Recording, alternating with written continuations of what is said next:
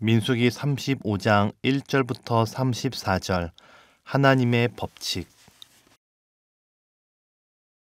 여호와께서 여리고 맞은편 요단 강가 모압 평지에서 모세에게 말씀하여 이르시되 이스라엘 자손에게 명령하여 그들이 받은 기업에서 레위인에게 거주할 성읍들을 주게 하고 너희는 또 그 성읍들을 두르고 있는 초장을 레위인에게 주어서 성읍은 그들의 거처가 되게 하고 초장은 그들의 재산인 가축과 짐승들을 둘 곳이 되게 할 것이라. 너희가 레위인에게 줄 성읍들의 들은 성벽에서부터 밖으로 사방 1000규빗이라. 성을 중앙에 두고 성밖 동쪽으로 2000규빗, 남쪽으로 2000규빗, 서쪽으로 2000규빗, 북쪽으로 2000규빗을 측량할지니 이는 그들의 성읍의 들이며 너희가 레위인에게 줄 성읍은 살인자들이 피하게 할 도피성으로 6성읍이요 그 외에 42성읍이라. 너희가 레위인에게 모두 48성읍을 주고 그 초장도 함께 주되 너희가 이스라엘 자손의 소유에서 레위인에게 너희가 성읍을 줄 때에 많이 받은 자에게서는 많이 떼어서 주고 적게 받은 자에게서는 적게 떼어줄 것이라. 각기 받은 기업을 따라서 그 성읍들을 레위인에게 줄지니라.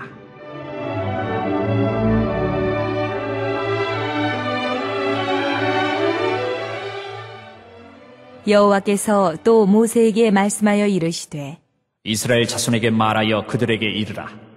너희가 요단강을 건너 가나안 땅에 들어가거든 너희를 위하여 성읍을 도피성으로 정하여 부지 중에 살인한 자가 그리로 피하게 하라. 이는 너희가 복수할 자에게서 도피하는 성을 삼아 살인자가 회중 앞에 서서 판결을 받기까지 죽지 않게 하기 위함이니라. 너희가 줄 성읍 중에 6을 도피성이 되게 하되 세 성읍은 요단 이쪽에 두고 세 성읍은 가나안 땅에 두어 도피성이 되게 하라. 이 6성읍은 이스라엘 자손과 타국인과 이스라엘 중에 거류하는 자의 도피성이 되리니 부지 중에 살인한 모든 자가 그리로 도피할 수 있으리라.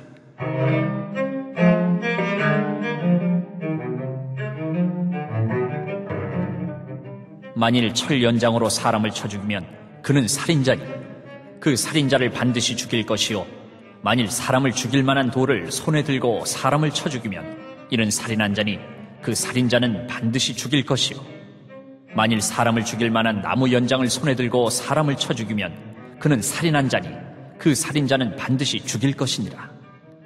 피를 보복하는 자는 그 살인한 자를 자신이 죽일 것이니 그를 만나면 죽일 것이요 만일 미워하는 까닭에 밀쳐 죽이거나 기회를 엿보아 무엇을 던져 죽이거나 아기를 가지고 손으로 쳐 죽이면 그 친자는 반드시 죽일 것이니 이는 살인하였습니다. 피를 보복하는 자는 살인자를 만나면 죽일 것이니라.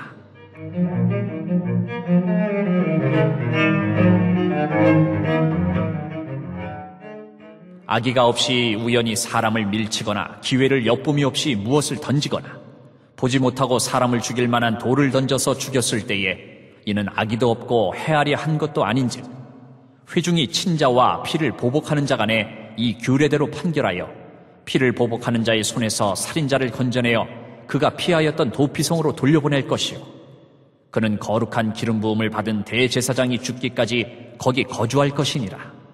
그러나 살인자가 어느 때든지 그 피하였던 도피성 지경 밖에 나가면 피를 보복하는 자가 도피성 지경 밖에서 그 살인자를 만나 죽일지라도 피 흘린 죄가 없나니 이는 살인자가 대제사장이 죽기까지 그 도피성에 머물러야 할 것입니다. 대제사장이 죽은 후에는 그 살인자가 자기 소유의 땅으로 돌아갈 수 있느니라. 이는 너희의 대대로 거주하는 곳에서 판결하는 규례라.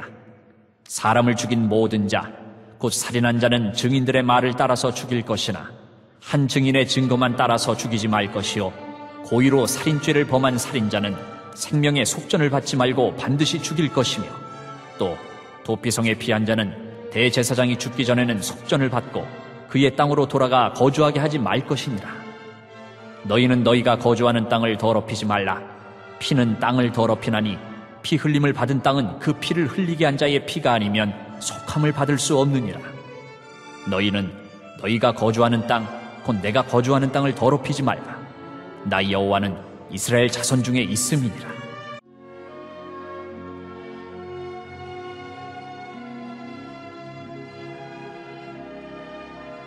1절부터 8절 레위 사람에게 준 성읍. 하나님께서 모세에게 이르셔서 레위 사람들에게 성읍을 주신 것을 볼 수 있습니다. 그런데 특이한 것은 이스라엘 백성이 기업으로 받은 땅을 다시 레위인들에게 분배하기를 요구하신다는 것입니다. 만약 레위인에게 줄 땅을 하나님께서 점지해 두셨다면 처음부터 그들에게도 기업으로 땅을 주시면 되는 것이지 기업으로 주신 땅을 다시 내놓으라 하시는 것일까요? 여기에는 하나님의 일하심의 법칙이 숨어 있습니다. 하나님께서는 이스라엘 백성이 자신에게 전적으로 순종함으로 나아가길 원했던 것입니다. 그것을 테스트하기에 가장 좋은 것은 물질적인 부분입니다. 바로 오늘 말씀에 등장하는 땅과 같은 물질 말입니다. 처음부터 그 땅의 일부를 레위인에게 주었다면 이스라엘 백성은 감사함으로 만족했을 것입니다.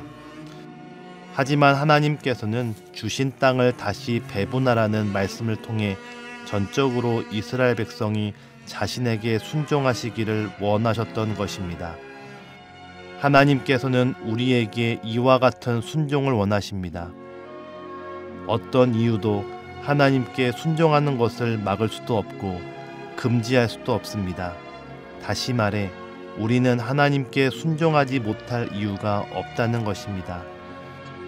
그러므로 어떤 이유를 막론하고 하나님 앞에 온전히 순종하여 하나님께 귀하게 쓰임받는 삶이 되기를 바랍니다. 9절부터 34절 도피성.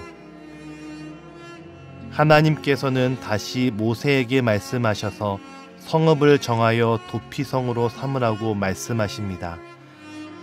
여기에는 하나님께서 인간의 실수까지도 보듬어 주시는 놀라운 은혜가 담겨 있습니다.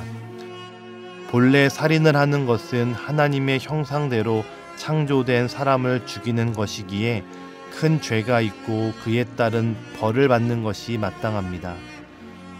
하지만 하나님께는 부지 중에 살인한 자에게는 도피성으로 피해 생명을 유지할 수 있는 은혜를 내려주셨습니다. 하지만 이러한 이들에게는 자유의 제약을 두십니다. 바로 도피성 지경을 벗어나면 안 된다는 것입니다. 만약 이들이 도피성 지경 밖으로 나갔다가 보복에 의해 살해당할 경우 그 살해자는 죄가 없다고 말씀하십니다. 이는 하나님께서 죄에 대한 형벌은 면해 주셨지만 지은 죄는 사라지지 않는다는 것을 마음에 새기라는 의미와 같습니다. 하나님께서는 큰 죄 앞에 실수하는 인간의 연약함을 용서하시며 그들에게까지도 도피처를 마련해 주십니다. 이것이 바로 인간을 사랑하시는 하나님의 법칙입니다. 바라기는 우리 모두가 연약함 가운데에서도 오로지 하나님만 신뢰하며 나아가는 삶이 되기를 바랍니다. 하나님, 이 땅을 살아가면서 물질이 아닌 우리의 욕구와 생활의 필요가 아닌 하나님 때문에 만족해하며 살아가는 거룩한 하나님의 백성 되게 하여 주옵소서. 언제나 어려운 사람들을 품고 기도하며 그들의 삶을 보살필 수 있는 넉넉한 마음이 우리에게 있게 하여 주옵소서. 예수님의 이름으로 기도드립니다. 아멘.